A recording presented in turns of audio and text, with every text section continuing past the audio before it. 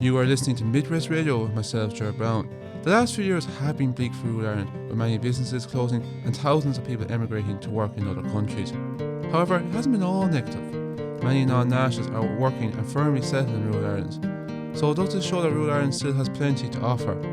I started by talking to Danny Burke, a resident from the town of Castlereagh. I asked Danny what he's made of all the changes.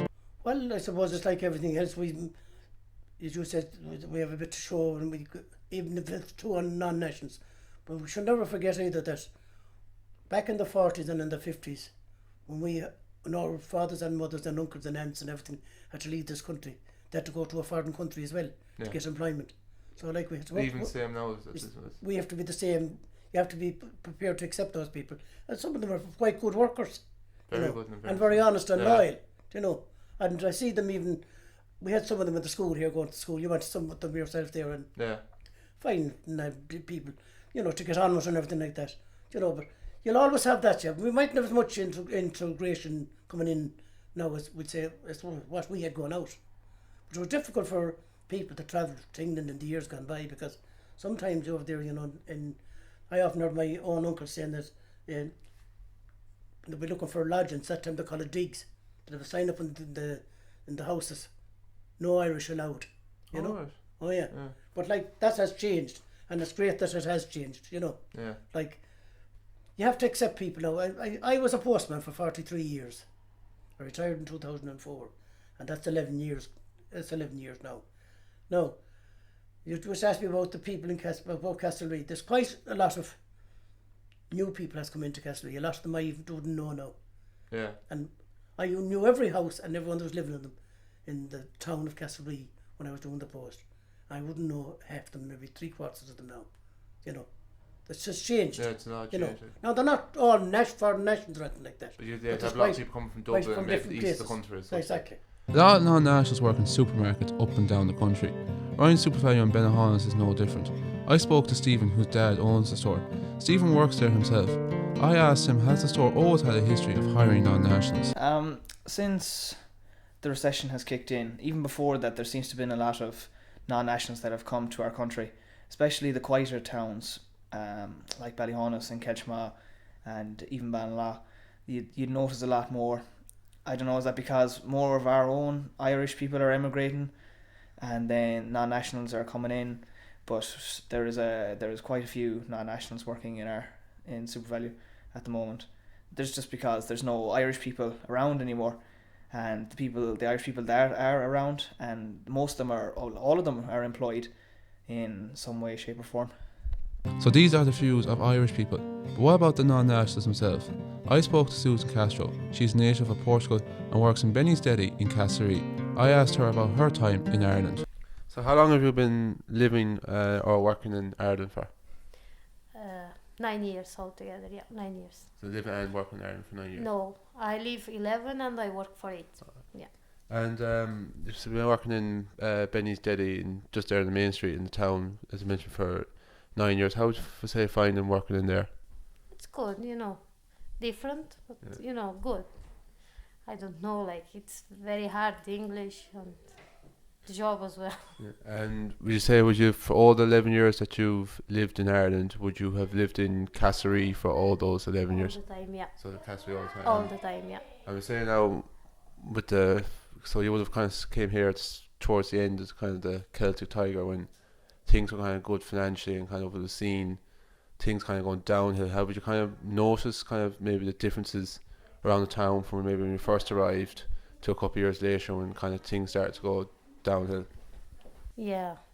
Before it's more busy and everything, and now a little bit down, Yeah, people know too much money, I would say, how have you found living in Castlereagh in general, kind of, say this part of Ireland, the west of Ireland, which you find it kind of is a good area to live in as such?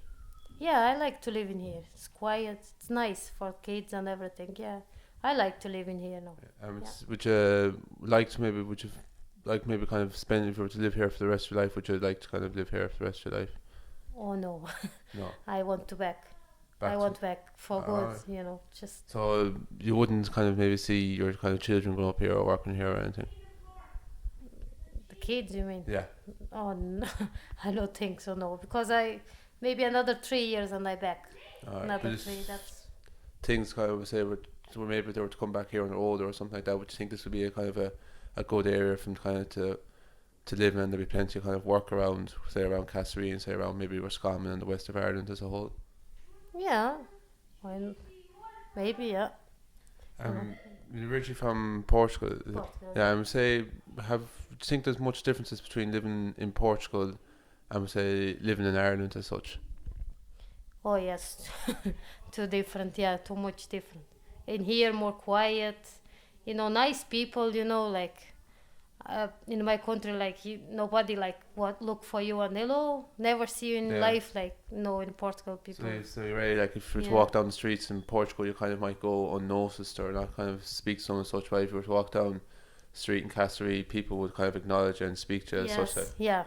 So I think in all Ireland like that. And do you think nice, it's kind of, that be just kind of a thing, or do you think there's kind of a cultural difference as well, I would say, between Ireland and Portugal as such?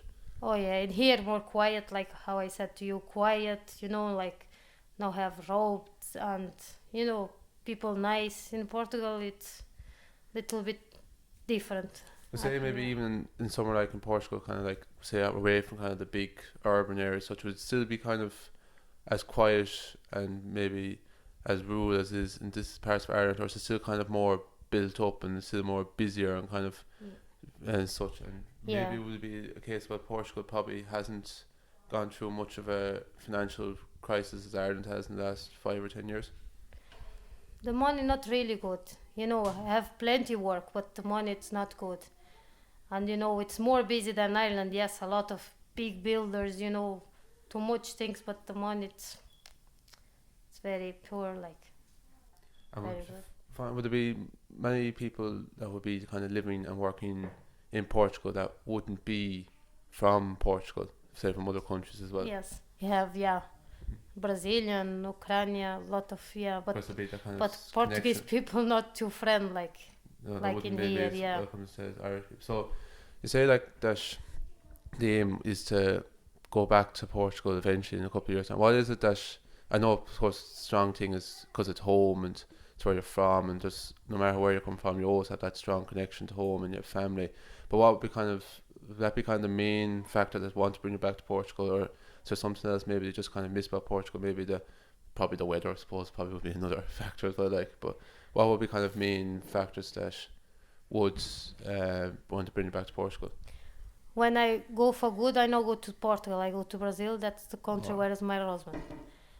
No, I don't want to back to the Portugal anymore. No. Like I want really go for good for Brazil, because I like more Brazil than my country. It's hard to say. I just miss my family, but I don't see nothing in Portugal. I can back again. Like. Would you think that despite all the problems with the recession and the money and immigration, that like Castlereagh still is like a good area to live in and to work in, and it has kind of good employment, and it is a nice area as such to live in and such? The Castlereagh and Roscommon, it's too small, like no have too much job, like like I still in Venice for 9 years, but because I'm not too bad for work, because if no good, like he need to tell me no job for me, and I don't know, I think it's very hard to find job like in other places, like. About recession, I think this is down a little bit because people no money, like, but I think it's not too bad for me. I know look like big recession like you see in television, like, I think in my country more hurts than here. Say your children would have grown up here in Castlereagh as well, right? Say how would they find kind of settling in and living in here? Of course, obviously they'd be just used to it, but do they get the vibe that they kind of enjoy living in Castlereagh? Yeah, he loves to live in here. He have himself friends, he likes, And say your is it husband or partner? My husband. Husband, and he's originally from Brazil, and would he be long living in Ireland?